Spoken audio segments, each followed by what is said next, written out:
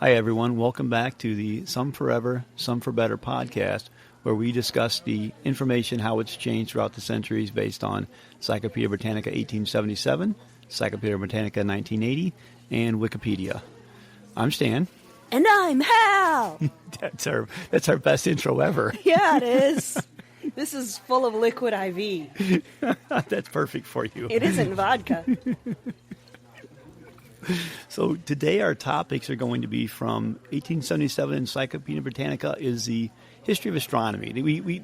I ended up splitting this into two episodes because it was just astronomy, and astronomy by itself was too big to cover, so I'm just going to cover history of astronomy. And something similar for 1980. 1980 had physiographic effects of tectonics and humans, and I split that into two topics. This week we're going to talk about the physiographic effects of tectonics. And in Wikipedia, the topic was Alexie Makarov. So, Hal, if you don't mind, I'll just pick one topic to start from. That is what I commanded you to do as your owner. As the owner of everything I do. Yes. Make sure that's on record here. Mm-hmm. I'm actually going to start with Wikipedia this time, just because it's kind of a fun topic and it's something that probably nobody has any knowledge about this guy. I think you just really like Russo-Slavic names, and you really want to say Hey, I'm probably saying it wrong. I got No, that's how we Americans pronounce it. Thank you for understanding me as an American. I appreciate you understand that I am an American. I have limitations. Oh, I thought that you were an illegal Canadian immigrant.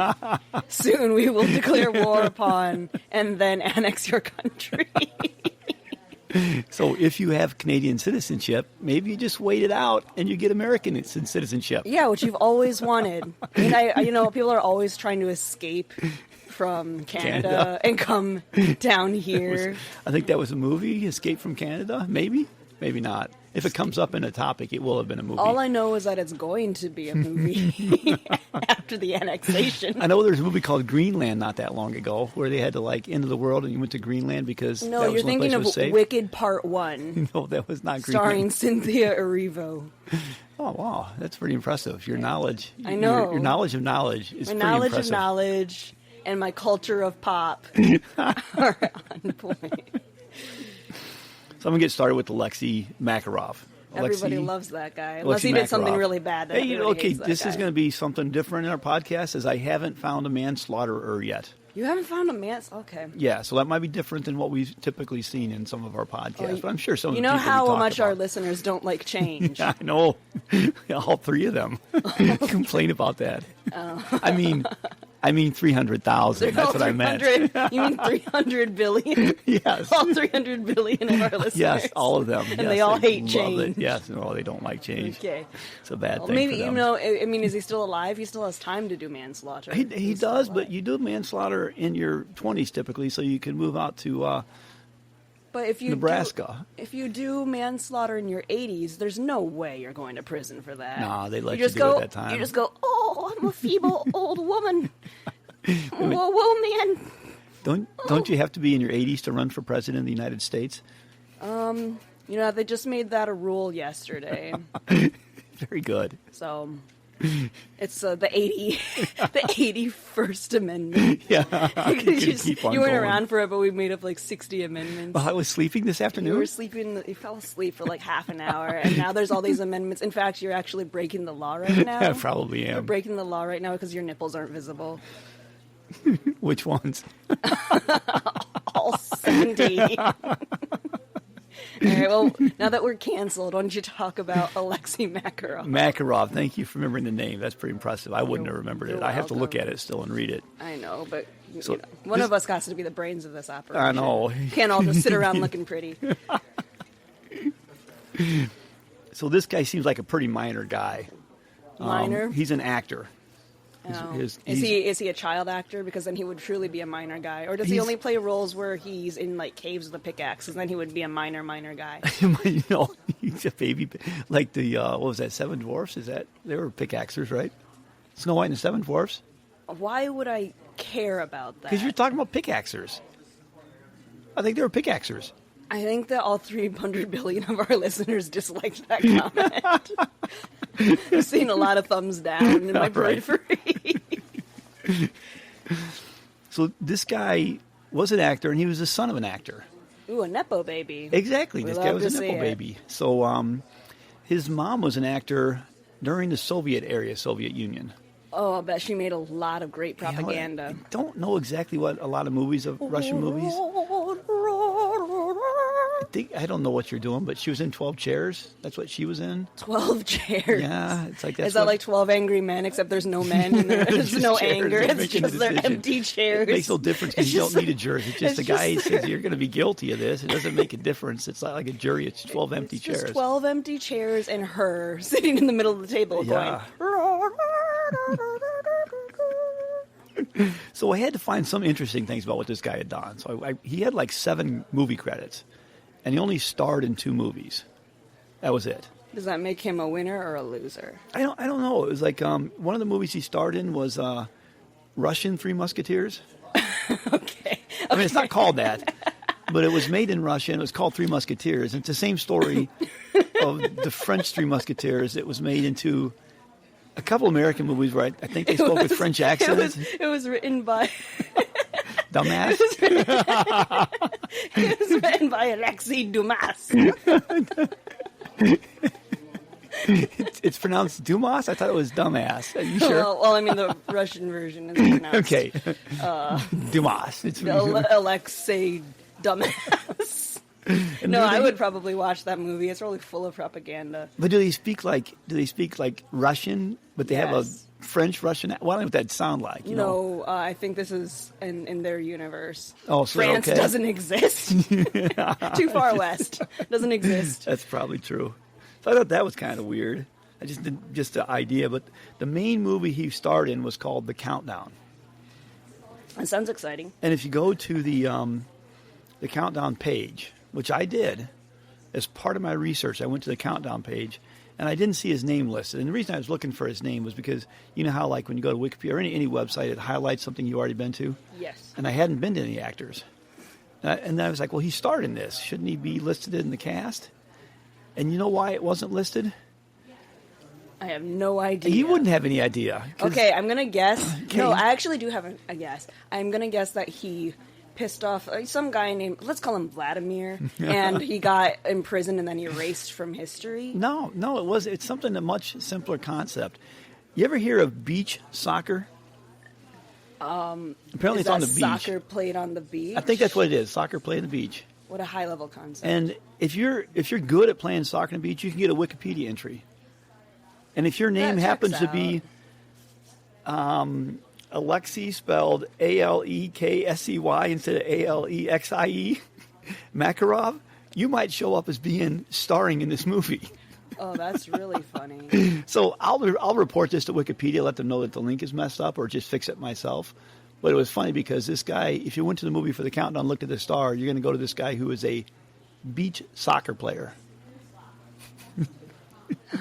So whoever made the stub of an article just wasn't on top of things, is what you're saying. Donate to Wikipedia so they can fix things like this. That's what this is all about, I think. Because they do have some mistakes they need, that need to be fixed. But all the mistakes are not their fault. It's your fault. Yours specifically. Yes. So to atone for your sins, I did notice it and I didn't fix it, and I have the ability to fix it because anyone can edit Wikipedia. If you see something, say something. No, that's not the wrong thing, is it? No, that means something different. That means if you're standing at the airport and you see somebody violating the tenets of Vladimir Putin, you get them thrown in a prison camp in Siberia for 80 years. I did look up some stuff on Siberia too, but I just, we'll get into that. Because Alexie Makarov is from Omsk, and Omsk is in Siberia. Oh, so he actually is Siberian. He is Siberian. Well, maybe he wants to go home. But it's like, what do you think? When I think of Siberia, I always think of the northern part of Russia. You want to know what I honestly think of when you say Siberia, or what I honestly associate Siberia with? Yes, I do want to know what you want to say. Server farms. Because it's so cold there, I'm pretty sure that they don't have to, Microsoft just stores farms of servers there. They store heat there because they can dissipate heat. And they store, There's a server farm, as hopefully Staniel, you know. I know puts out a lot of heat. So they got to stick it in Siberia. They stick the heat there because Siberia can accept heat. It's a heat acceptor. Yes. Heat sink. So heat's exactly Siberia, the human country heat sink. Yeah, I did. The city is Omsk, and it's a city of it's over 1 million people in the city. Okay, well that's more than 35,000. Yeah, and it's it's the 12th largest city in Russia. And it's in the southern part of Siberia, so just north of Kazakhstan. Very nice. Did you know? I'm glad you brought up Kazakhstan. Because I said it wrong, probably. Well, obviously. And, well, not just because of the #1 exporter of potassium and all of that. I just wanted to share a brief anecdote with you. Your name is Stan, and you like to run around and drink beer, just pound out a cold one, once every mile, like you do. You do, like anyone does. And one time, our friend shared one of those random internet videos with me of a man who looks a lot like you but with brown hair, running a marathon of some sort, a beer marathon in London. Interesting. And I called him London Stan, which our friend found very amusing. And I then followed that up with, what if there's a Stan in every country? There's a Stan in every country. And the Kazakhstan is called Kazakhstan. I told that story, probably the worst anyone's ever told the story. This is the worst joke ever. Hold on just a minute. Imagine that it was told really good, like on stage at Netflix. Now laugh. If it was on Netflix. Laugh or I'll hurt myself. I think you're going to have to hurt yourself on this one. Okay, I'll go get the toy hammer. I'll go get the toy hammer that you beat me with when I fail weigh in. I think this is definitely a cool story, bro. Hey, Stan. Fuck you. We need to quickly get back to the topic. What's Alexie up to? You haven't said anything about him. No, I thought he's in a movie. Okay, he was in a movie. He's not the beach soccer player. I know more about beach soccer, Alexie. Than you want to know? Yeah, that, Is he still around? Yeah, he's still around. Is he famous? Where is he? Where is he right now? I don't know where he is right now. Okay, then I don't care. His main movie is called The Countdown. That was the one he was known for. And the Wikipedia entry talks about The Countdown and calls it propaganda, mostly propaganda. Well, sure. Which you made a comment about, I think a lot of the Soviet era films were propaganda, and they were claimed as such, and it says that in other encyclopedias. But this one, it takes events that had happened in Russia, similar events, and presents them in the story. And one of the stories was when the Chechen rebels took hostages in the theater, which is something I remember. It happened in my lifetime. Oh. And they took 912 people hostage in a theater. And so that's part of this movie. And the Russian forces stormed the theater and killed all 40 of all 40 of the rebels, and 132 of the hostages died. Did they kill the hostages, or did the rebels kill the hostages? That's where you get a little bit of a debate. And I looked it up because the way I remember it was that the rebels had threatened to kill the hostages, and they started killing the hostages, and so the Russian troops stormed it, but they killed 132 before they could actually, kill all the rebels. And it was just incredible firefight and stuff like that. That's how I remembered it being told on the news. Okay. But sometimes the news isn't quite accurate because you're getting bits and pieces as they come in, and sometimes you don't get the follow-up. So sometimes the news, like the 1877 Encyclopedia Britannica, is inaccurate. It can be inaccurate when it happens. Mm-hmm. Over the years, they correct things. And that's what we see here is what happened was the Russian troops pumped fentanyl-based narcotic. I thought fentanyl was invented in 2015 to kill more teenagers here. No, that's we don't want to say too much of that. Okay. Well, but, I'm not wrong. Yes. But there are. But this is the truth bomb episode. Yeah. So apparently they pumped this fentanyl in there to disable the rebels, and then they were going to kill them. Basically, the ones that were there were some that weren't completely decapacitated. Incapacitated, yeah. I believed in you. Yes. I believed in you, and you dropped that ball right on your toes. It's close. And then you Those words are your very pants close. And cried. Come on, Stan. Get it together. And apparently most of the hostages, as one source says, all but one of them died from the narcotic gas. Only one died from gunfire. The rebels or the hostages? The hostages.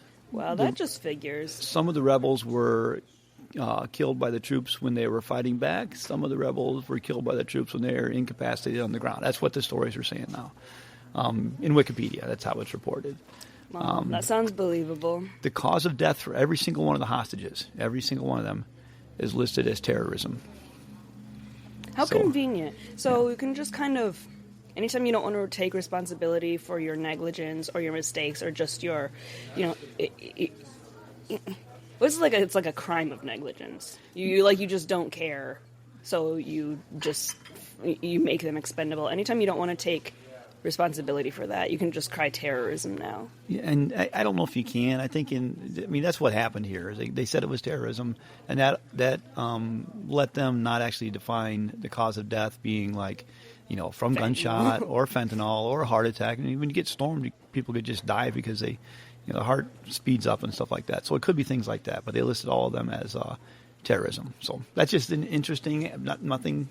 Well, now I'm depressed. Well, Is there anything happy about Alexie Makarov's career? Okay, so that's pretty much his career, not much more than that. So what I figured I would do is I'd go back and look at the Soviet Union arts and Russian arts, so what it said about Soviet Union. This guy was barely alive in 1980, so he wouldn't be in there. But I went to the 1980 Encyclopedia Britannica for Soviet Union, and a razor blade fell out. Seriously? Oh, boy. Yes, a razor blade fell out, and I was thinking, well, this is 1980, so maybe someone was giving out encyclopedias for Halloween, and they put a razor blade. That is how I got my first razor blades. It was the weirdest thing. They told me it was M&M's. I'm like, a razor blade. There's a razor blade in my encyclopedia. Wow. And I don't know what that was. Maybe someone's using it as a bookmark, which is, for our listeners, a razor blade is not good for using as a bookmark. Yeah, it can be dangerous. We don't recommend that. No. 60% of us don't recommend that. The other 40% thinks it's pretty metal, but I'm So I just, I wrapped it in duct tape and threw it in the garbage. I think that's doing the right thing. Cool story, bro. How do you like it? Your story sucked. You're the best. I got to bring you back on this more often. I know. What would you do without me? I don't know. My job title is that guy who prevents you from being boring. I mean, to be honest, probably the razor blade is probably the most interesting thing I found about that. There's a couple things I'll bring up. So, like, I looked up some of the artist things in, 1980 Soviet Union, and they had, a lot of different rules. Like, you couldn't get a copyright on something. So if you're an artist, you couldn't, they're treated like every other person is. You're doing your thing for wages, and they're not able to pull out additional money. They had something they called author's certificate, which provided some kind of help. They were able to patent things. But I guess nobody patented anything back in those days. It was mainly just authors. That sounds bad to us, but at the same time, with the meteoric rise of AI, that's basically. Even if you do copyright something, AI is going to steal it. They're going to steal it, yeah. That's why real artists don't post anymore, because they don't want all of their shit yanked, So it was just, it was a different time back then. You didn't have, But no, it's different, but the more things change, the more things stay the same. We're back. We're back, baby. We talked earlier, he was a Nepo baby. Yes. But it probably wasn't something insane. His mom probably wasn't, crazily wealthy person. It was probably hey, I'm going to be an actor. Well, acting seems okay. It's a normal even wage. If your parents aren't wealthy, you're still a Nepo baby if you get into an industry because your parents are in that industry. You don't have to come from a billionaire family where your dad just hands you his tech company, even though, that's what we imagine the Nepo babies to be, and to be fair, a lot of them are like that. But even if it's you inherit your mom and pop shop, that's still a business that you did not put the groundwork into, and you just get it.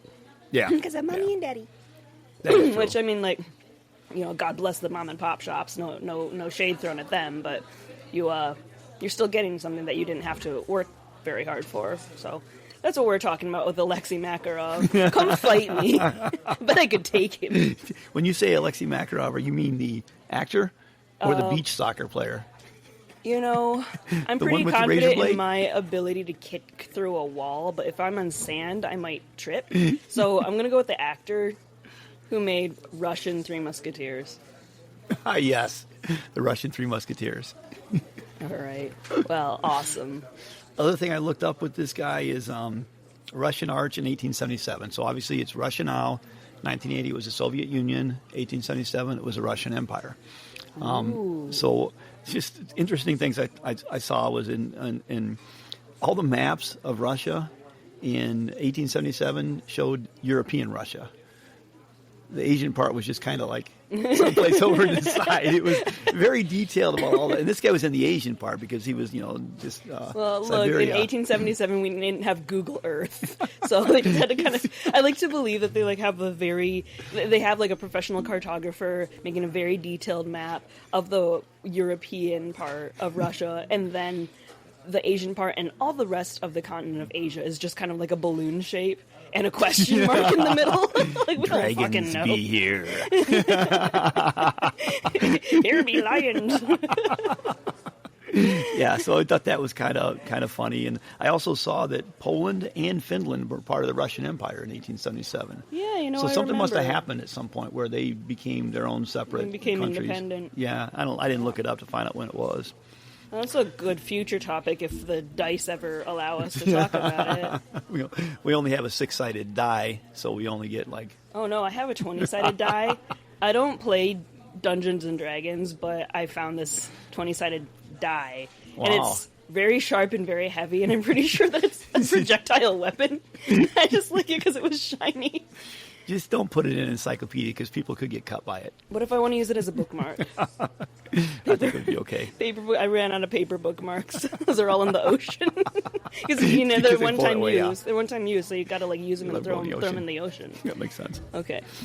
I looked up the city, see what size it was, see if it was as big as Omaha, and Omsk was not in the encyclopedia, which meant it probably had fewer than 20,000 people. It looks like that's what they went down to for the size. However, there was... Oh, yes. Do they normally put foreign cities that Americans aren't... I guess in Britannica. Who makes... Yeah, they do. It's like... Okay, so they put cities that aren't... that don't hold a lot of cultural significance to the authors of the encyclopedia. They still put those in if they're big enough. When they're talking about like a country, they'll put like a lot of the top cities in the country. And so so Siberia, it had like... I think Western and Eastern Siberia, and in Western Siberia, which is where Omsk is located, there was a city called Tomsk. Oh, and so my first thought was, is it the same city? And it's not. There is a Tomsk and an Omsk.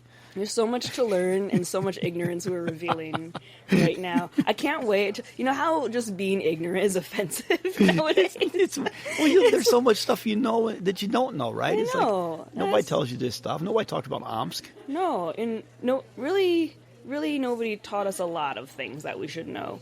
Yeah. So I had to find all that out myself by falling off of bicycles and getting pelted by rocks in the neighborhood.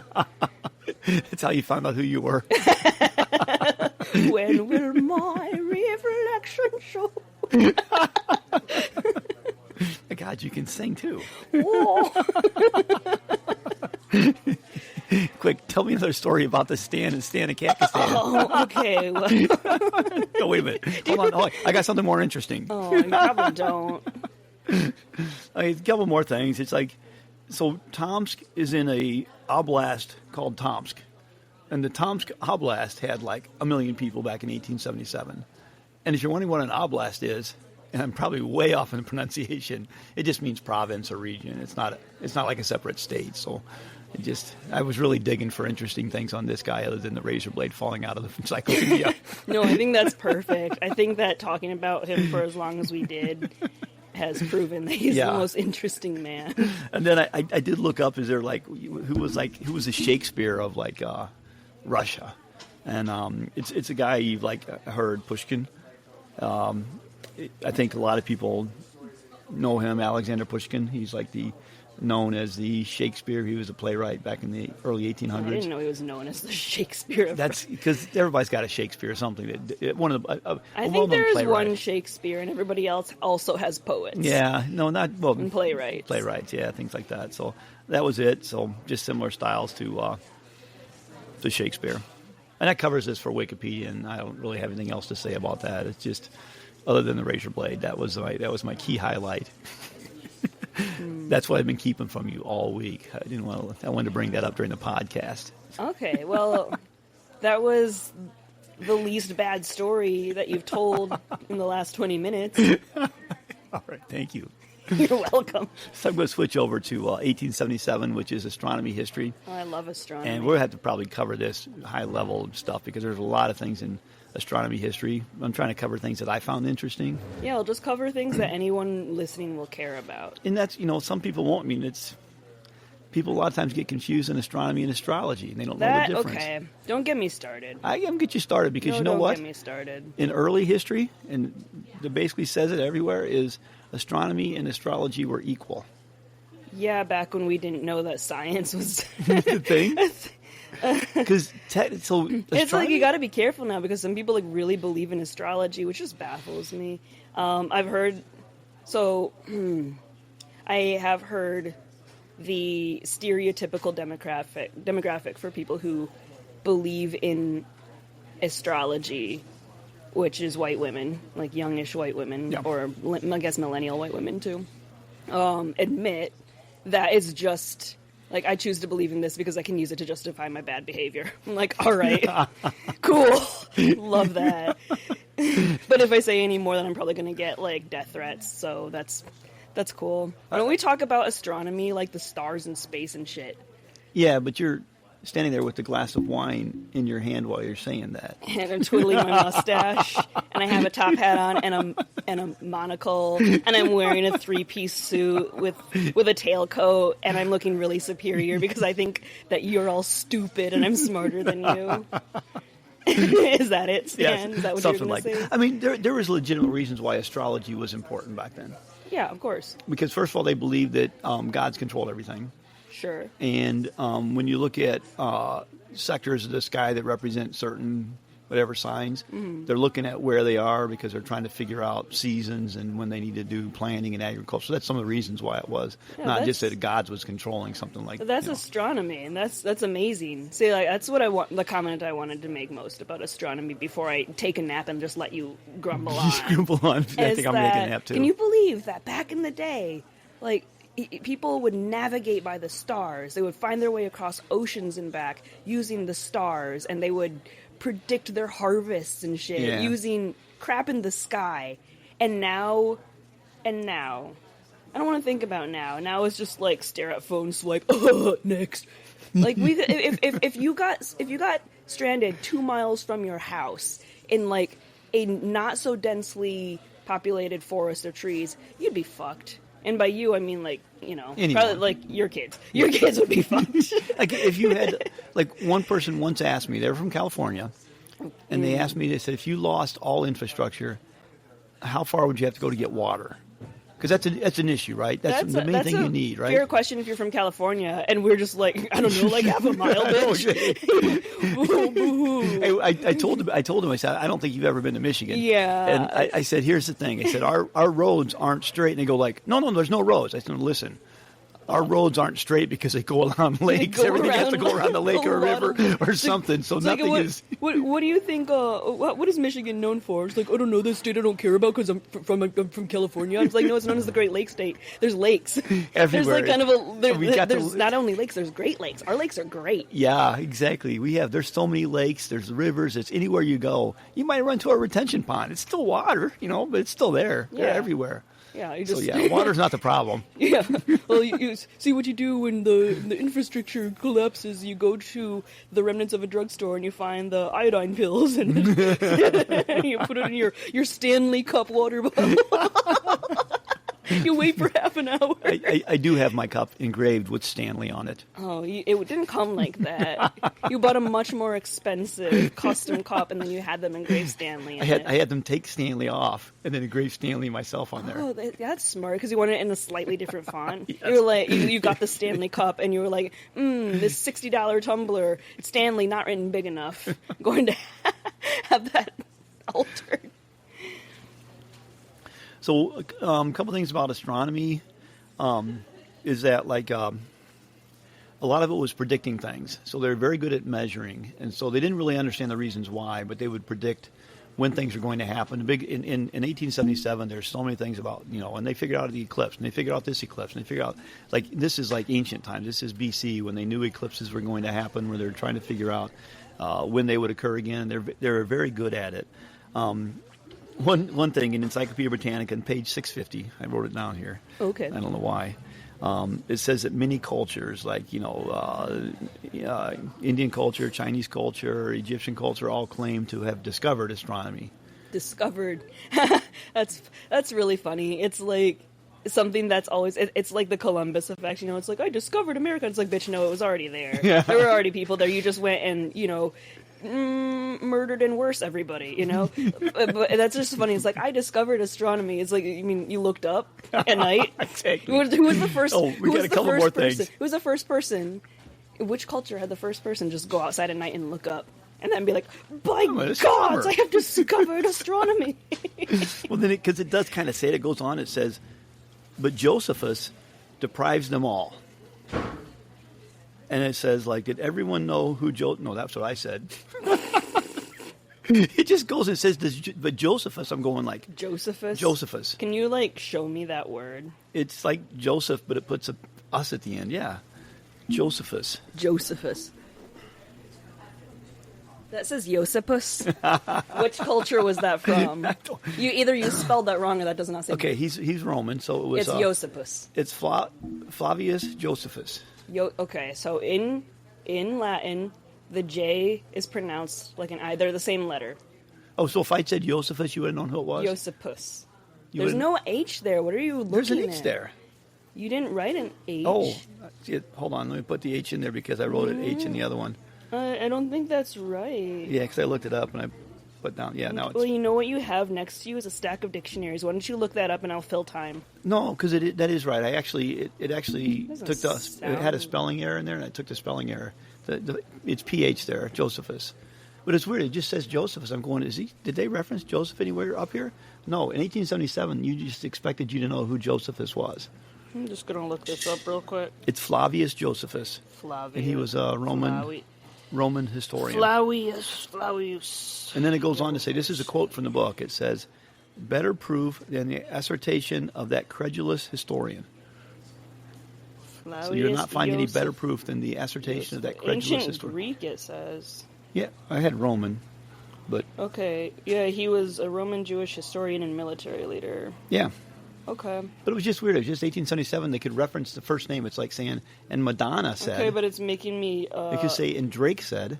You could say things like that because we know who those people are. There was like 11 people in fucking 37 AD. Right? We weren't all overpopulated like we are now. No, it's saying in 1877. It uses the name Josephus like everybody knows who it is. Josephus. Okay, Stop pronouncing the J like an American. It really bothers me for some reason when people do that. It's like you go to Finland and you start... like my friend is married to someone named Tuija. If you go up to her and you say Tuija, that's wrong. That's objectively wrong. Yeah. Stop that. Okay, sorry. Yeah, I'm an American.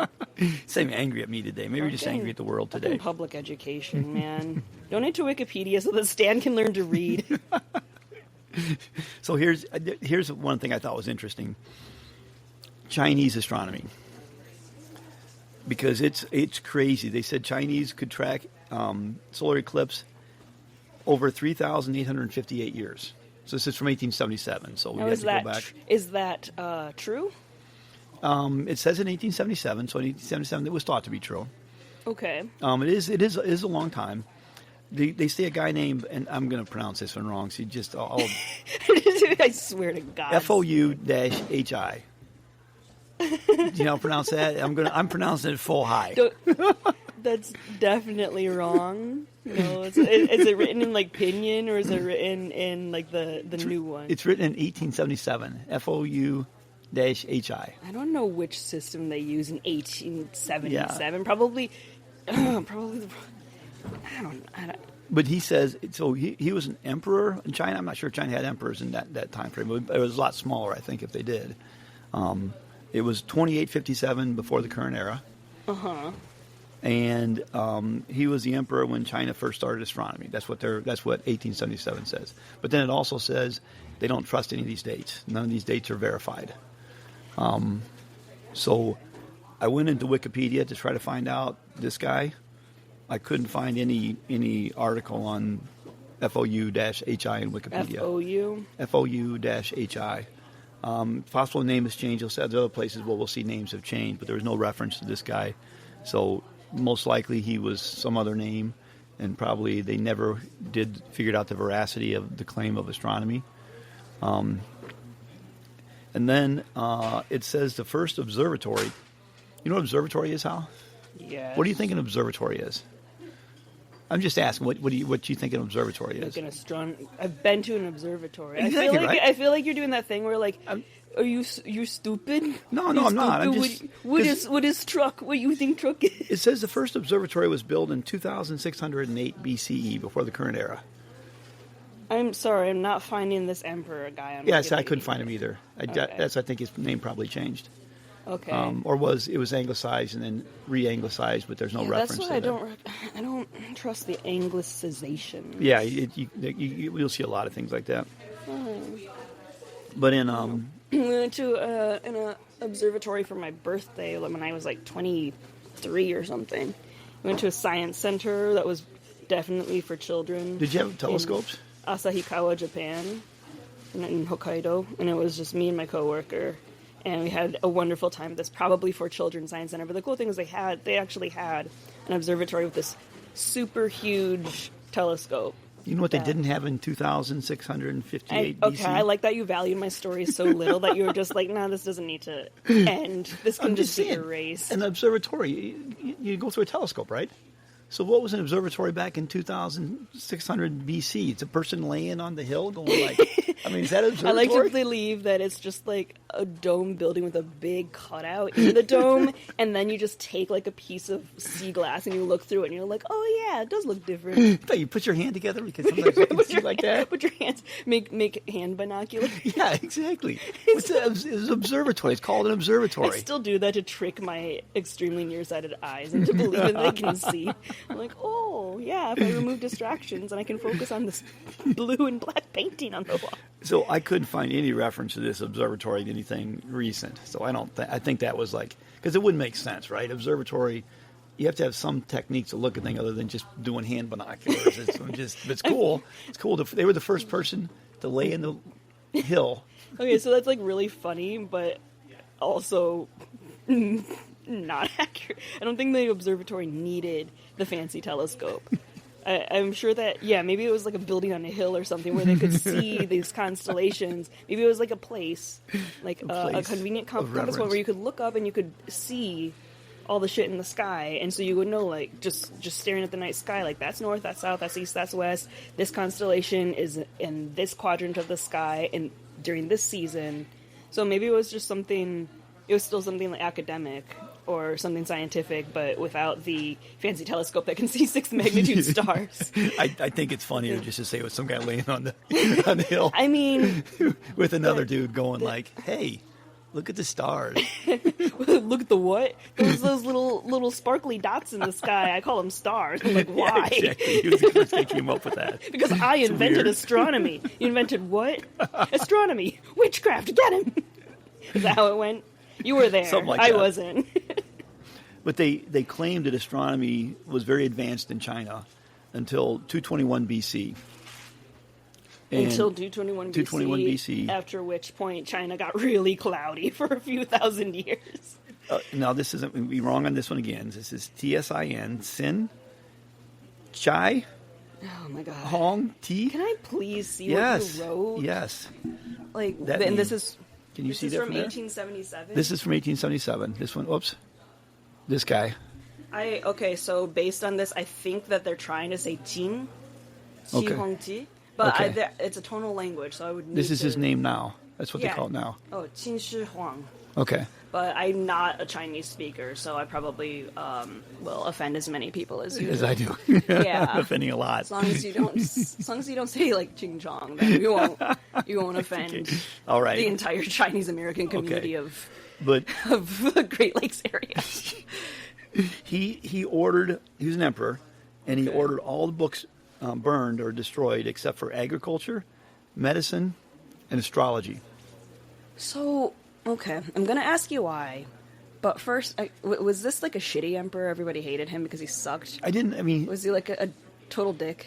Because He what was- is it with dicks who just want books burned? Why would you order books burned? well, I don't know. I don't know the reason. I'm just saying this was corroborated in Wikipedia. Different name, whatever the name is called in Wikipedia, and it has actually the Chinese name and the pronunciation is there.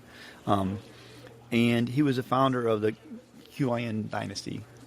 He was the founder of the QAnon dynasty. No, that makes a lot of sense, actually. No, Q-I-N.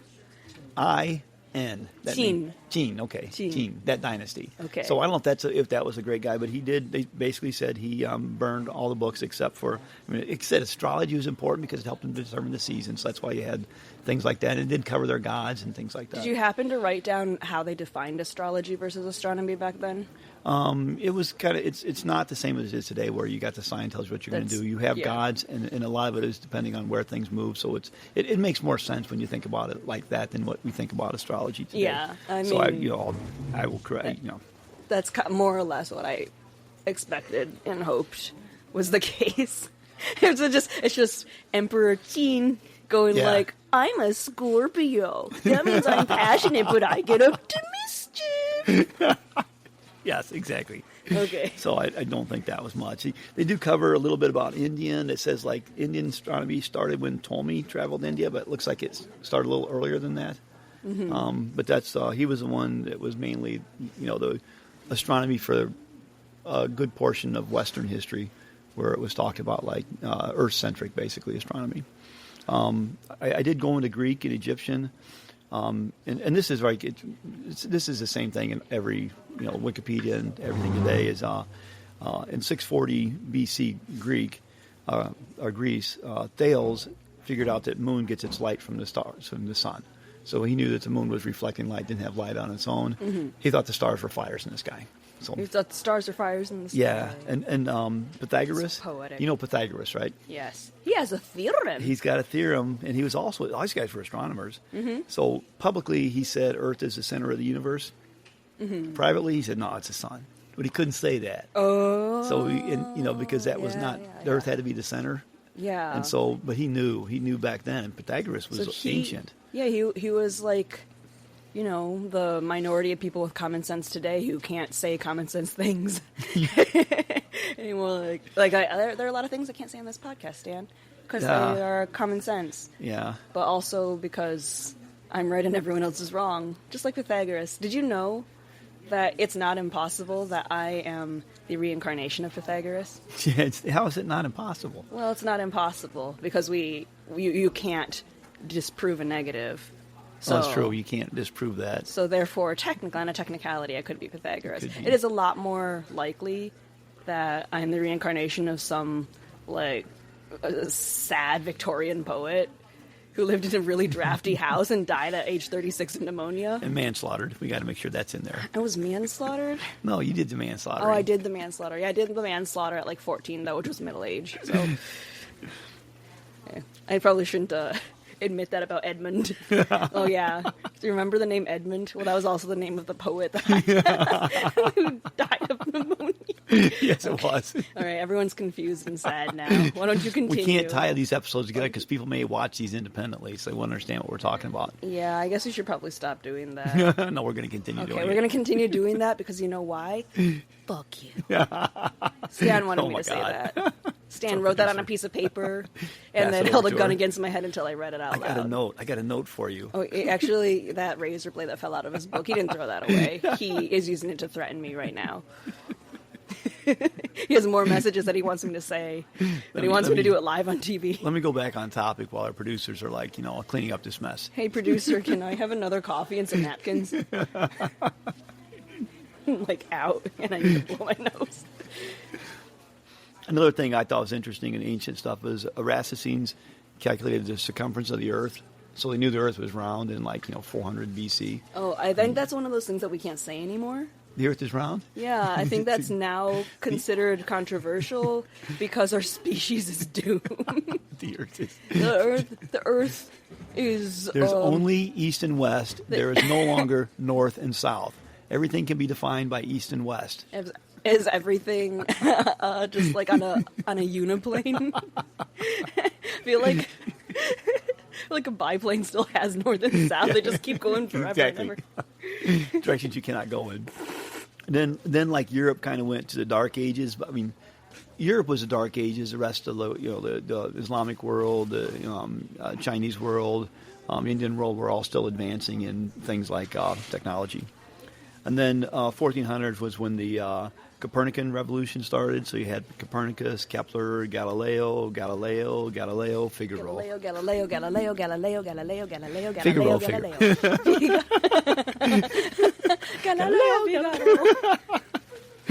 So, and then we had the invention of the telescope, and they realized it was the sun and the planets. And they, at that time, obviously in 1877, they still thought the galaxy was the universe. They thought they were the same thing. Now, a little bit in 1980, switching off to that, it really doesn't cover history of astronomy, so it wasn't a topic that was considered important. The topics on 1980, it adds astrophysics to astronomy. So in 1877, they wouldn't have talked about astrophysics because they really wouldn't have had the concepts, and they were just learning. They knew that stars were suns, the same thing, but they were really learning about a lot of this stuff, and so they wouldn't have had astrophysics.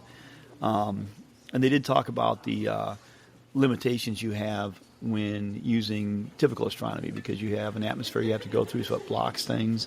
The fact you can't go to some place, it's basically observing things as opposed to actually going them and seeing them. They talk a little bit about that. And obviously in 1980 you had radio astronomy, lunar exploration, satellites.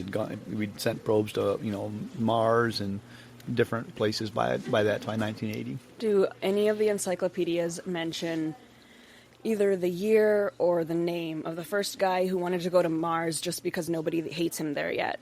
It's Elon Musk is the name of that one. Okay, That's we can't well say established. that. We can't say that on the podcast. Not because it's controversial, but because that name makes my dick really soft. It just makes me flaccid. So I prefer that you not give me permanent ED. I won't mention that name again. Thanks. That's good. Thanks. Get into Wikipedia a little bit. It talks about the earliest recorded solar eclipse was 2137 BC, so it was ancient, and it's only that's only a few hundred years shorter than what they had said back in 1877. So the dates don't match up, but it's not quite as it's fairly close. Were people just terrified of the eclipse? Like, how your pets get all scared because they don't know what's happening? Do you think people were like that, just running around like headless chickens? They act like that, but then they say that they knew when eclipses were going to happen, and so I think a lot of that is to say, oh my God, people were so dumb back then. Because we know things now, and so we act like people were dumb, but it's like, it's not. It's kind of hard to judge people when they're going into like we're using topics that we've never actually personally studied, and we accept them as fact. We also don't have concrete truth answers to a lot of astronomical phenomenon nowadays. So we're the dumb ones. Like a few thousand years in the vacuum of space is not very long. So we are probably the ones being like, oh, black holes are scary. They're going to swallow the Earth. Oh, and if our species had more than 50 years left in it, which it doesn't, we're all going to die. But if our species were eternal, a million years from now, we would be like, oh, those 2025 I'm people going to course correct us here. We're not all going to die. Go ahead, Hal. We are all going to die. You can read all about it on my website. Stan, ever the optimist, which is Latin for dumbass. That's the guy who wrote The Three Musketeers.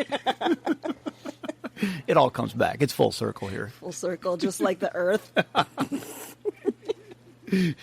There's a couple things that are corroborated in Wikipedia, like a lot of the Greek culture entered Indian astronomy. They said they see a lot of things in Indian astronomy that were copied from that when Alexander the Great conquered that area. So that seems to be kind of following that. BC era Chinese knew about what they called guest stars, which were like supernova, the things that would appear and then disappear. I thought a guest star was that phantom third person we're going to have on our podcast. Maybe. Okay. But, if you think about, like, knowing enough about the stars to realize, hey, there's a new one. Oh, right? Yeah. I mean, this was back in the old days where just, like, all you're doing is looking at the stars, and then you're like, hey, that wasn't here yesterday. How do you go back and look, right? It's like your memory. And so they were able to know if, enough people were able to say, oh, yeah, that is a new star. I think that's just really crazy. That is really cool. That is really cool. Like, I feel like I would notice something is different if something popped up in one of my favorite constellations, but I would assume that it was just, there was like a little bit of cloud. Like blocking it the previous night, or that my eyes are just really bad. That's how easy just assume my eyes are just bad. That's even more impressive. It's like, you know what? People didn't have corrective lenses. Yeah, exactly. Back then. I guess there is in the observatory. At the observatory. I guess there is an argument to be made that the screens have made us all blind and dumb. Yeah, I don't know. Yeah. I mean, what's funny is that back in the day, parents, back in my day, but parents would blame reading for having bad eyes. So I would kind of get, not yelled at, but I kind of get castigated for reading inappropriately long. They're like, you read too much, and that's why your eyes are going. Like, I'm pretty sure that there are other reasons. Like, I looked into a UV light once by mistake and lost my vision. I'm pretty sure that has more to do with it than, oh no, I read a book for too long. I'm pretty sure your phone cracked when you used it at the Science Museum and something that wasn't supposed to cause a phone to crack. See, this is a tangent that nobody is going to understand. Okay, so question for the audience. Does anyone appreciate our friendship enough to just want one of us to just say something that nobody is going to understand and then laugh about it really hard and then never mention it again? Is that fun for you? I'm sorry, Hal. Is that fun for you? I mean, we're gonna keep doing it. I think we will too.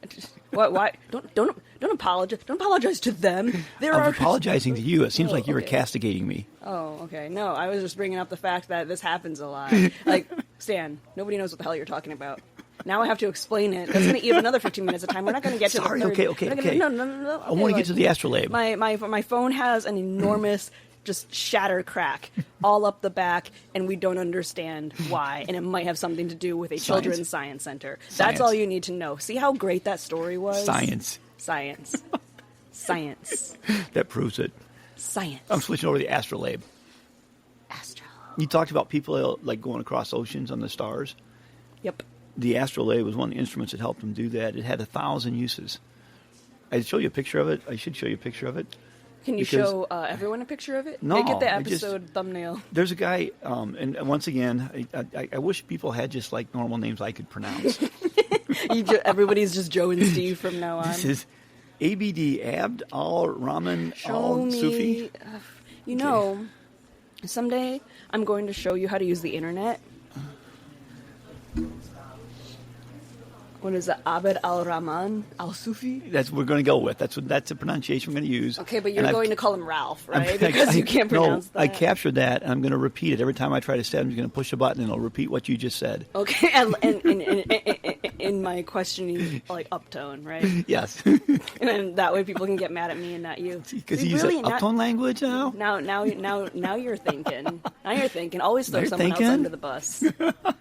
Always throw someone else under the bus. So I'm going to teach you to use the internet someday. Thank you. Because you can copy that name and you can paste it into your favorite search engine and then add the word pronunciation, and a website will come up where a native speaker will say it out loud, and you can play it over and over again until your very uncultured ears. Yes, I don't think it's my uncultured ears will never work. It to get from my uncultured ears into my uncultured mouth will never work. You know that you can probably slow down the pronunciation, so put it at like 1/16 speed until your uncultured ears and your uncultured mouth get it together. And I say it like that, and that. Yeah, I just.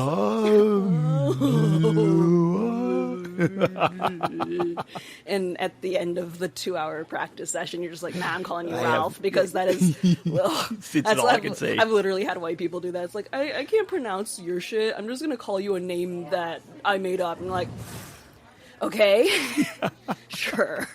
Let's go with that. So he wrote a book about the astrolabe that had 380 chapters on its use. Have you ever read a 380 chapter? I'm not sure I have. I read The Tale of Genji that had too many chapters. I read some books in like high school that had too many chapters, probably around 380. I've definitely read some books that were like 100 pages long, but they felt 380 chapters long because they were really boring. But I aced all those essays. Wrote a really good essay about it. Oh, you got an essay about the essays? Yes. Did you ace? I aced it. And for all else, there's spark notes.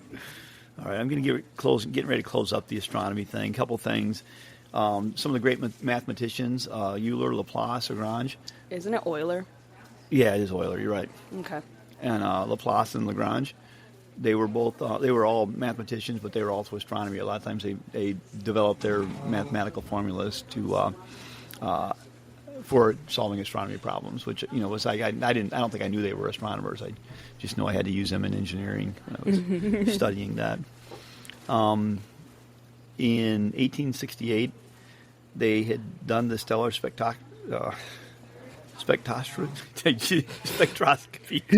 Are you having a stroke? Are you having a spec stroke? A spec stroke. A spectroscopy stroke? Yes. They did that thing where they could use the spectroscope and determine like different elements, and that's when they discovered helium. Okay. So helium was discovered in 1868, but I forgot to look to see if it was in the 1877 encyclopedia. I should go back and look at that. In 1920, there was a great debate on whether the universe was bigger than the galaxy, which was proven by Edwin Hubble. Oh, yeah. And there are, USPS stamps. just to get the idea of like the size of everything, there are 200 billion to 2 trillion galaxies. So like the Milky Way is a galaxy. Yes. And there are 200 billion to 2 trillion galaxies that are suspected to be in the universe, which I thought was a big number. That's a lot. It feels like a lot. Yeah, and that's what I'm closing with. So we'll go on to the 1980 now. Okay, let's just take a moment to appreciate the vastness of space for a minute. Yeah, and look at our ancient observatory, where we can lay back and look at the stars. We've done that before. It got pretty chilly, but it was cool. We have done that. I think that was during the... It was during the severe geomagnetic storm. Yeah, which created the northern lights down here. That was fun. Oh, you can see some pretty cool stuff. Yeah. From here. But I could not pick out if a new star was there. So, 1980, the topic is Physiographic Effects of Tectonics. And it is in the volume Peking to Probability. And for those of you not familiar with Peking, that was what Beijing was called in the Western world. I have a sad story about that, but maybe it's just about how Americans are racist. Well, to be fair, this was a lot of it was English were the ones who were given the names, and then they were adopted by the Americans because then the Americans chose to drop all of the things about England that made sense and keep all the bad things. Anyway, if I tell the story, we'll derail. So let's. Okay, we'll save it for another time. Yeah. All right. So in 1877, so we're talking about tectonics. 1877, Encyclopedia Britannica. They already knew about the different, geologic ages. So like Jurassic, Cretaceous, Triassic. They knew all that stuff. They talk about those different things and what happened. Maybe not in detail that we know today, but they knew that there was different ages in the Earth. They knew that mountains had once been at the bottom of the sea. They'd seen seashells on the mountains, and so they knew they'd been moved to those things. So those things were they were aware of that. They just didn't really know how it worked. I have never found a seashell on a mountain, but that's pretty cool. Yeah, they must have all been taken by fucking hikers. Probably. They knew that rocks were stratified. They knew that, they suspected it was like sediment in the ocean that was causing rocks to be set in layers. So they'd seen that. They knew they could date things by not necessarily date things, but figure out their different age based on the layer and the strata they were. It's this is 1980 or 1877. 1877. Okay. They thought the continents were static. Oh. So everything moves except for our particular pieces of land. They thought that they were put in place. This is not creationism. This is saying when the Earth was formed, that something happened to put them in place, and they really kind of stayed there. That's why they're made of Play-Doh. Well, this is a hard thing. You always try to say people were dumb back then. I didn't say people were dumb back then. I know, but why are you deciding what I'm saying? But I don't think you're applying that. Maybe you were. I don't know. But if I've never seen a continent move. None of us will ever see a continent move in our lifetime, right? I saw an entire village fall into the sea, so I know that our arbitrarily drawn borders move. This happened in those dark areas of the map where it says, "There be dragons here." Oh, it was pretty bright. There was a whole ass sun in the sky and everything. Yeah, sometimes that happens. Sometimes your village falls into the sea and you're like, oh, whoops. But if you look at it, in our lifetime, obviously, you're going to see, fingernail different growth in, a continent. It doesn't move that fast. I have a question. Why do my fingernails grow so fast? They grow super fast. More than other people's, or just in general? I don't know. I feel like I cut them, and then suddenly they're super long again. And I know that the more you use your fingers, the more blood goes to your fingertips, and forces your fingernails to grow faster. So it makes sense that some of them... Or if I my ring fingernail grows slower than all the other ones, because that finger is the most useless. So this is not part of our podcast topic, so I have no idea anything about this at all. Well, maybe in your ancient wisdom, you're like the stars, and that you've been around forever. Yeah, I know, exactly. You don't seem to be going anywhere. In 1877, we didn't have to cut our fingernails because we weren't playing basketball. Oh. Now we have to keep them short because we're playing basketball. Oh, is that why? Yes. Well, then how do you do the thing where you spin it? You need a fingernail for that. No, that's a stabby. When you just stab it and you don't spin it. No, I said spin. Well, listen, I say spin. Stan, can you do the thing where you spin the basketball and it just stays on your fingernail? Demo that right now. Give me something I can spin. You can probably spin that knife over there, that big old machete just sitting. Is there a razor blade over there? It's an Australian razor blade. I'm bringing us back to this stuff. Okay, I want another coffee. Producer. I want the strawberry chocolate latte or whatever. So at that time, they thought the continents were static. They thought the contraction of the Earth's inner core, or inner area of the Earth, caused the mountains to become corrugated, the Earth crust to become corrugated. And so they thought that was how mountains were formed. So the inner of the Earth would shrink faster than the outer Earth, and the outer Earth would basically collapse and become a mountain. That's what they thought happened? Yeah, and then they thought, well, maybe it happens more than once. But I'm going to bring this up because I think this is important. Is it? It's like Occam's razor. You know Occam's razor, right? Yes. The simplest... I still have questions about the Earth shrinking, though. They just think the Earth was just sometimes it just shrank. No, they thought it was bigger to start with, and then it's the Earth getting smaller. I think it's getting smaller and smaller. So the way that the Earth has figuratively gotten smaller with globalism, they thought it literally got smaller, and yes, that's how mountains formed. Was basically everything got it. Basically, you're born with nice. What do you say it in English? Like flexible skin, like bouncing nice.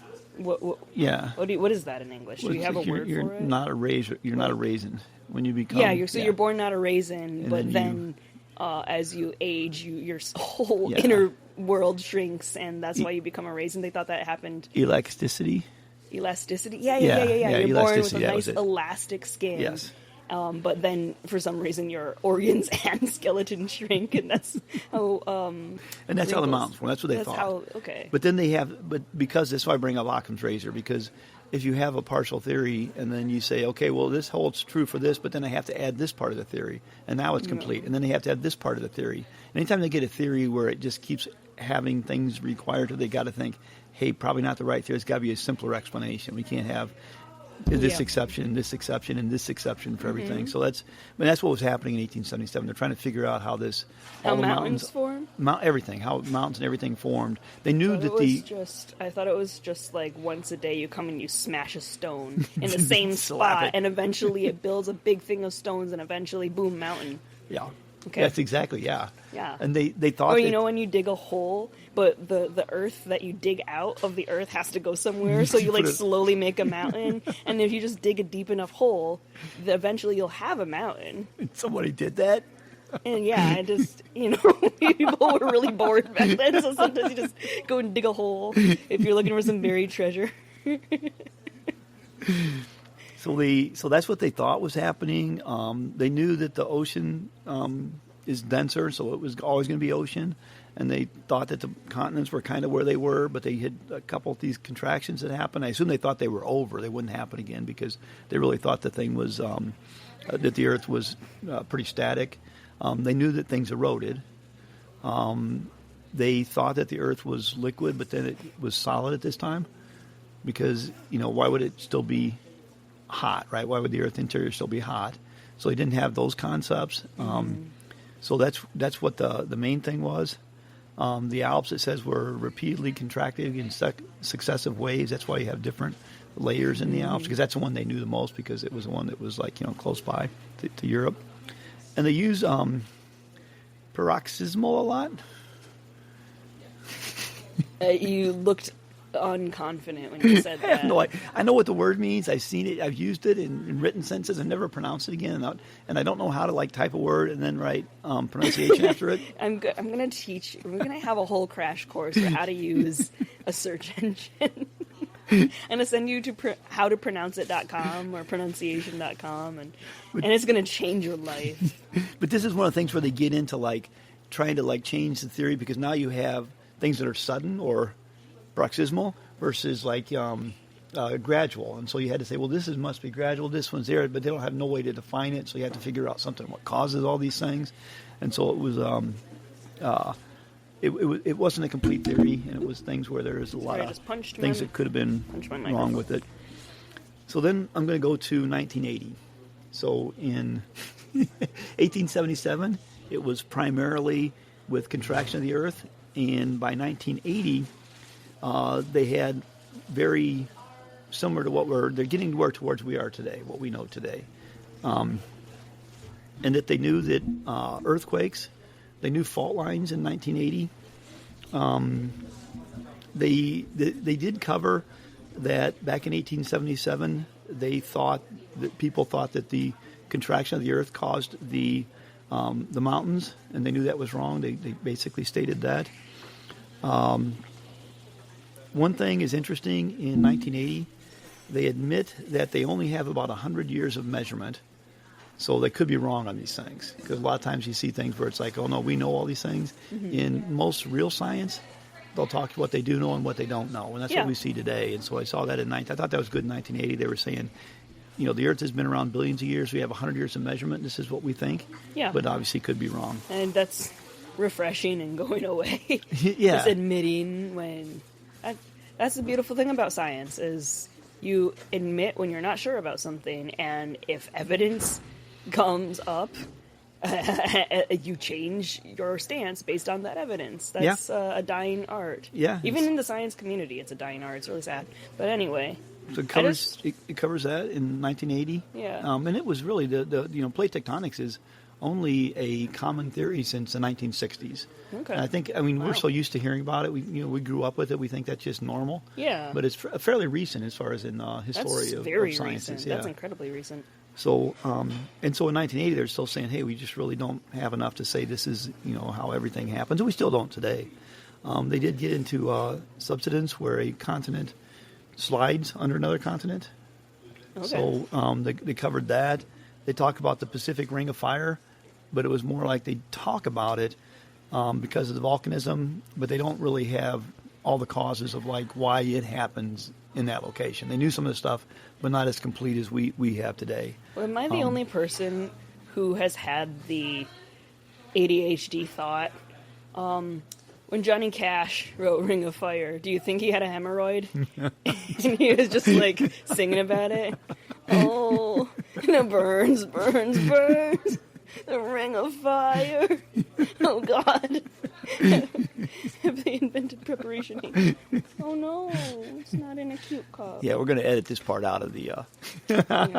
That's our gimmick now, is saying we're going to edit we don't know how to edit things. And then Stan just posts it in full, unedited. Which will just never change. No, you know, like when you become the #1 podcaster in America and you have $1 million at your disposal to hire any editor, please just don't. When they come back and say, "Hey, you want me to edit that out?"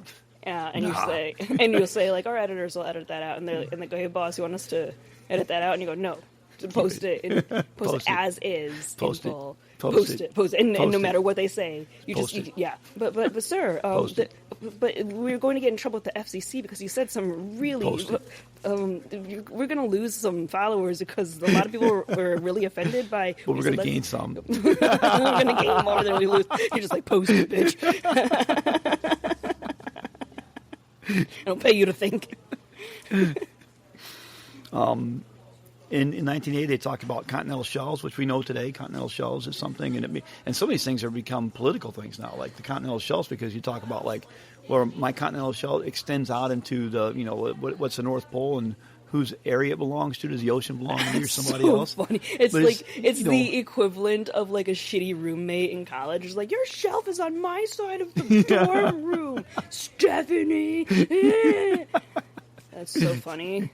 And where is Stephanie today? Stephanie today, fentanyl got her. Was that in the R.I.P. Was that the Chechens? Chechens. I'm all over the place in this. This is a bad day for me speaking. I believe in you. One of these days we're going to have like a 25-minute mini podcast where I'm just going to bring a bunch of flashcards with slightly foreign or 5-syllable words on them, and I'm going to hold it up, and you're going to try to say it, and I'm going to see how many you get. Can it be like Sesame Street where it's like, pig?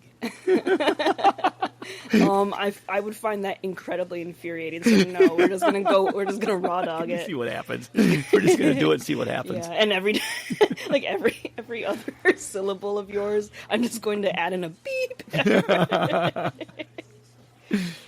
other thing they cover in 1980 is the mid-oceanic ridge, which was mapped during World War II when we started having submarines, and they're seeing all these mountains in the middle of the ocean. Mm-hmm. And now we know that's one of the causes of spreading of the continents is the mid-oceanic ridge. But back then it was mapped.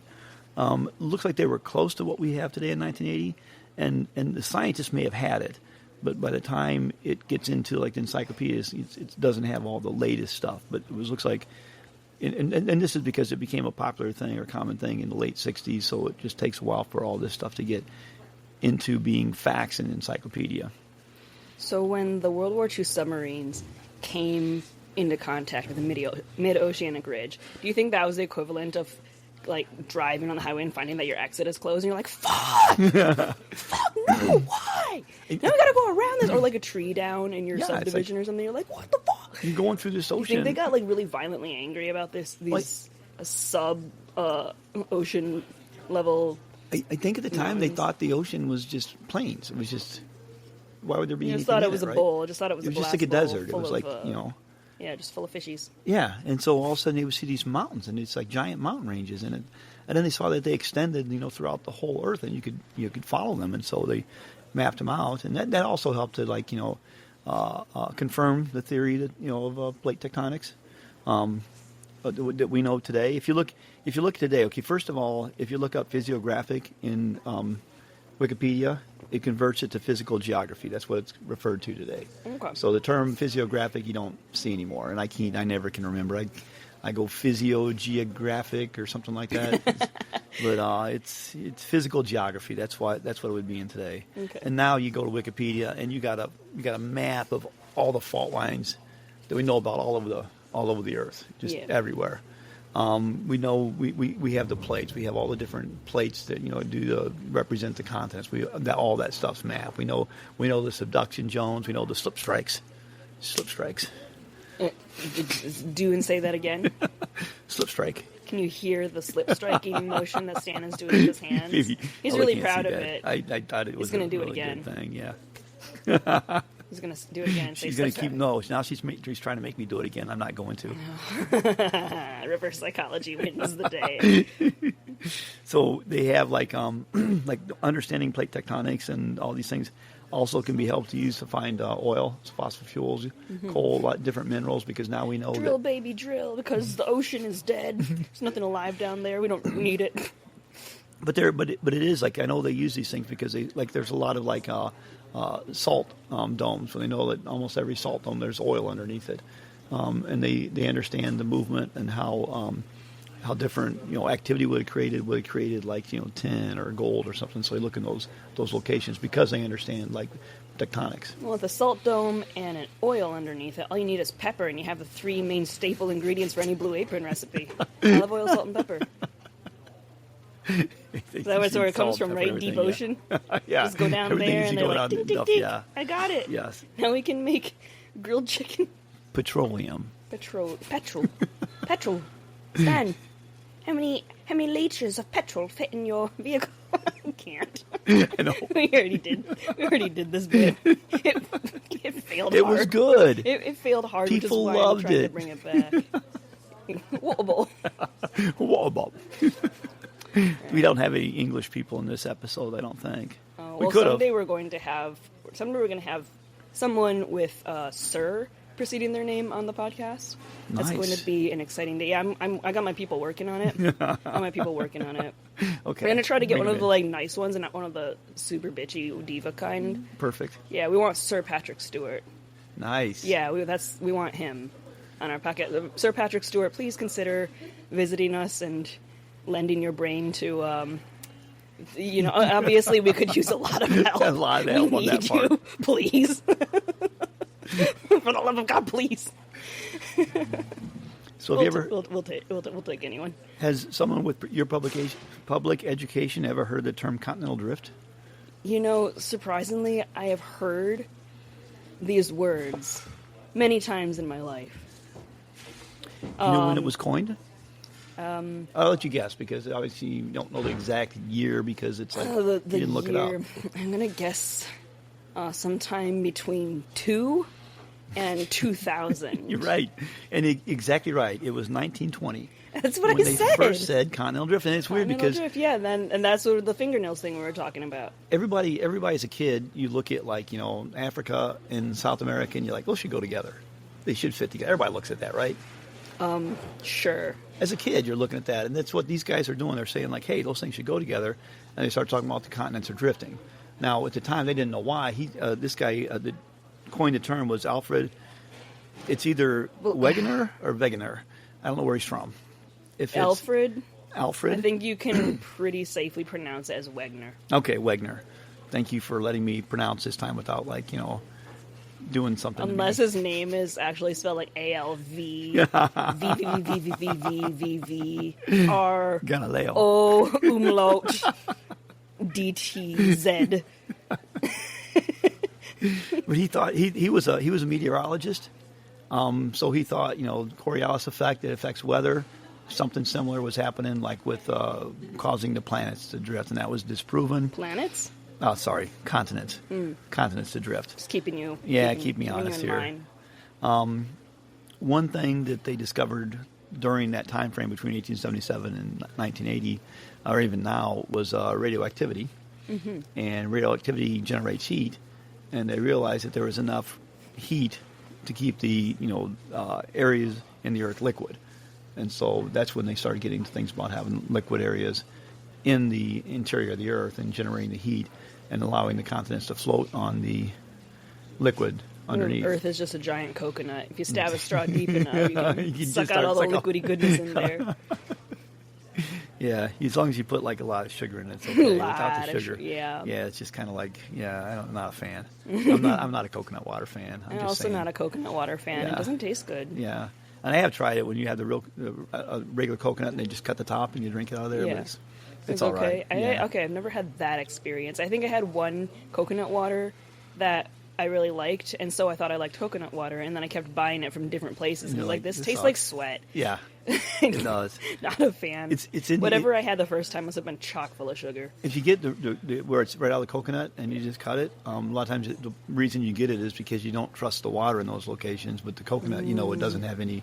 It's all natural, so you don't have to worry about it being having contaminated with bacteria or anything like that. So that's a lot of times when you're going someplace and just cut the coconut and drink do it. The same thing with a cactus, except that's an ouchie. Yeah, no, you're going to hurt your fingers with that. Got to use your gloves for that. So now we know about tectonics, and we know like it helps with the CO2 cycle. So one of the reasons why CO2 gets absorbed into things like limestone, and then limestone eventually gets subducted into like a liquid zone, and then it eventually comes out through volcanism. And so we have like a cycle that keeps the planet refreshing things like carbon dioxide. And so we've traced that back to like some of the ice ages have been because of depleted carbon dioxide. Some of the ones have come back because of the greenhouse effect carbon dioxide being released by volcanoes. So that we know things like that, or we suspect things. Some of the things haven't quite been proven yet. And then we also look at a planet like Mars, a dead planet. And one of the things that we suspect is that Mars does not have any tectonic activity.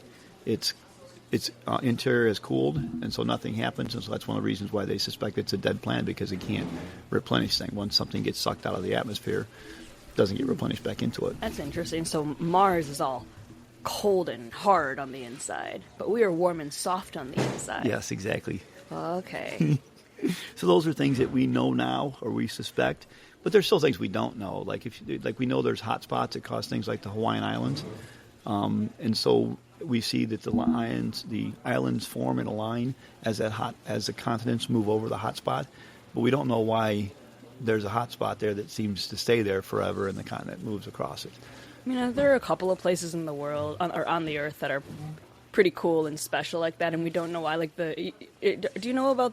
I think it's called the Door to Hell, or the Gate to Hell. It's like this big pit that's always on fire. Oh. And we don't know why. Like, it's some kind of natural gas rises up through there, but like, why only here? Yeah. People will come and just look at it. Tourists will go and look at it somewhere. I don't know, probably somewhere Russia-y. I couldn't tell you off the top of my head. But it's like, why is there just a pit of fire right here? Is that the thing like I stab at thee from the gates of hell? No, it's a boring-ass ditch full of fire. Okay. Like, you think it's going to be... The clickbait makes it sound like it's going to be just this giant bowl of lava and hellfire and brimstone, but it's just a depression in the earth with some fire coming out of it. Maybe that's Earth's hemorrhoid. I managed to mention hemorrhoids twice in this episode. Two different references. You had the Johnny Cash reference, and now you have the Earth's reference for hemorrhoids. Keeping it cultured. I know you. Since 1999. What happened before 1999? We don't talk about it. Nothing did happen before 1999. Nothing did happen. No, that wasn't. No. None of that was reality. Well, that's all I got for today. I think I've covered everything that I care to talk about.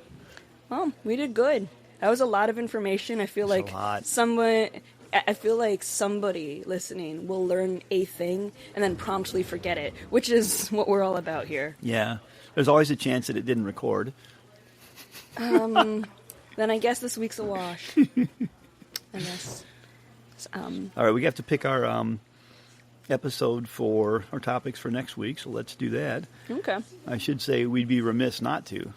I like to use that word. You like the word remiss? Remiss. What other words do you like? You said it earlier, and I can't remember. Castigate. You said you were castigated, and I was like, man, I'm going to use that now. So, You're like, going to? 3 sentences later, I used it because you had used it, and I thought you were taking that from me. You felt possessive over a vocabulary word that is in every dictionary? Yes, I did. Okay. I'm petty like that. You're petty. Don't you mean you're a little bitch? Glad you threw little in there, otherwise I would be offended. Throw it away. Are you a bichito? Oh my God, is this words I don't know again? I'm just going to go to Wikipedia and like pick up any name, be like, hey, pronounce this. So in 1877, Volume 5, CAN through CLE, so like Canada through Cleveland, I don't know. Page 191. 1980, Volume 7, Evidence through Georgian, page 540. Those are our topics for next week. And, oh, wait a minute. Hold on a minute. Next week, I already picked out the topics. We're going to do the other part of astronomy, the other part of like human effect on well, now you fucked it up, so you might as well just keep going. I'll keep on going. We'll figure it out. Yeah, okay, topics next week will probably be repeats, and these will be the topics for the week after that. I'll document it. Maybe I'll skip around something. This has never happened. This sounds is like a bit. I was hoping that if I didn't stop you, then you would just pick new topics. But then you were like, oh, wait, oh. Those are some good topics we haven't covered yet. I already did the research on it. A lot of us are disappointed, Stanley. Let me get to Wikipedia, because I know I need a Wikipedia topic, so let me look at that one while we're here, while I'm being sad. And again, quotes from Skyrim? No, this week for Time Fills, I have written down some facts that are true that I will share with you now. 1 out of 10 doctors make up 10% of doctors. All right, that sounds true. Mm-hmm. Many humans believe the Earth is between 1 and 80 billion years old. See, it's full circle. I wrote that before we talked about before we even talked about that. Yeah. Oh, this will interest you and half our listeners. A surefire way to increase average penis size is to allow men to self-report. Do we have a topic yet? The measurement from the taint. Gross. All right, what is our topic? You still don't know? Okay. Yeah, I got it. It's I'm going to pronounce it wrong because it's an English term. Please try. No. Please try. Okay, I'm going to show you something. Gloucester docs? Hey, that's actually not as bad as I thought you were going to do. Okay, so I'm going to show you something. So if you go to your search engine and you just paste that word and the word pronunciation. So I use DuckDuckGo, but you can use that other one that steals all your data and sells it to bad actors. And it'll bring up all of these. Oh, I got it. It's Gloucester. Okay. So you can go to howtopronounce.com. I'm going to Google. Google is telling me but look at this. Gloucester. That's what freaking teaching you how to use the internet.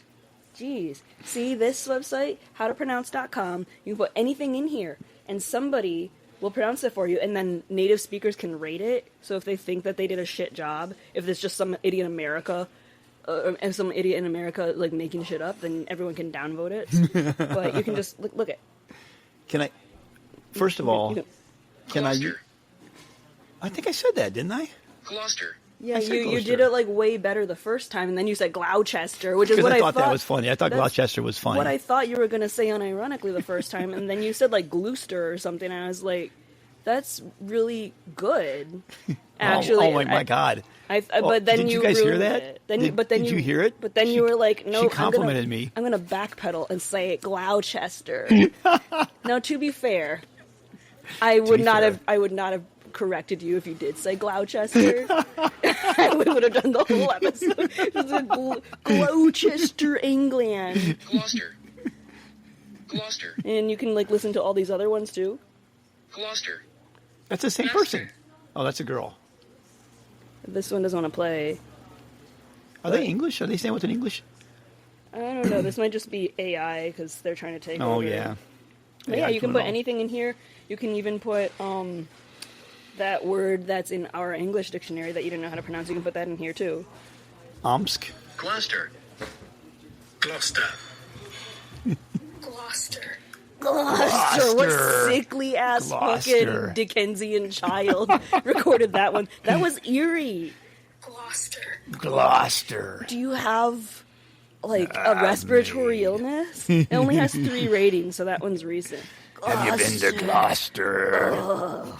But okay, yeah, you were way closer the first time. All right. But you know what? You do you. If you want to say Gloucester, No, you will make the British very mad. No, I'm putting an H in there. Gloucester. Gloucester. Well, there's no H. There's no H. It's the... You don't call it a silent H. You call it a pronounced H. Gloucester. Gloucester. Gloucester. It's the pronounced H. It's the anti-silent H, where you have a letter's missing, but you say it anyway. I'm looking at our ratings, and they are plummeting to zero. We gotta close out this episode. Hey, Hal, it's been nice talking to you. I feel like this one was a tad less worse than last one. This episode is a tad worser than the last one.